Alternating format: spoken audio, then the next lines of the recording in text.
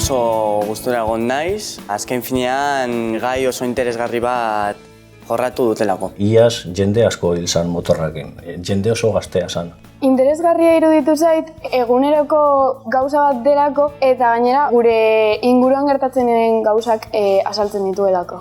Espero nebana baina asko hobea, oso hunkigarri iruditu eta gainera bai ikusten dutela adina, ez? Nun zein urterekin edo zein kurtzotan ikusi bardan, zeia batzik gora begira, motorrekin hasten dire, orduan iruditu eta oso aproposa kurtzonetan ikustea eta oso hunkigarria eta igual da aldi bakarra ikusi dazena danak isil-isilik eta adi-adi, oso ona iruditu eta. Gure adinean jende asko edaten edo drogatzen hasten delako eta gainera errepidean eragin handia duelako. Lagunekin eta ateratzen garenean, gurasoak galdetzen digutenean norekin zoaz edo noren kotzean eta guri iruditzen zaitara txorakeri bat ezagutzen duzulako pertsona hori, baina ez dakizu zer gertatu daitekeen alkoholen efektuan edo dagoenean. Badakizue zergatik dagoen trafiko istripu bat izateko arrisku gehiago tabernen inguruan?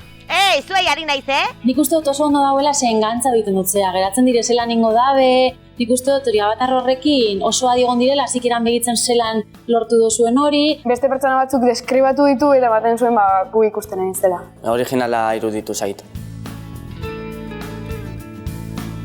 Kotxea aseguratu, zauritutako atera, eta holako lan egiten dituguk normalean errepidean. Eta zaurituarekin gaudenean, immobilizatu, bizkarreko lesioak izan aldituztelako. Bakoitza kontatzen duen historia inpaktu handia.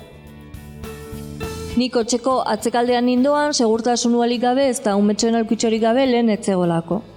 Nire ama zigarro bat hartzera joan zen eta niko etikoa ez, ama ezer, ezakizer, eta burua altxatu zuenerako kamioi handi baten kontra jo genuen. Txikitatik gertatzea bizitza arruinatzen zaizu eta horregatik izan da inpaktu gehien eragin dirana. Asko inpaktatu dit. Azkenean ikusten duzulako zer eragin dituen, bera sufritu zuen, nahiz eta 4 urte izan eta gogorra iruditu zait.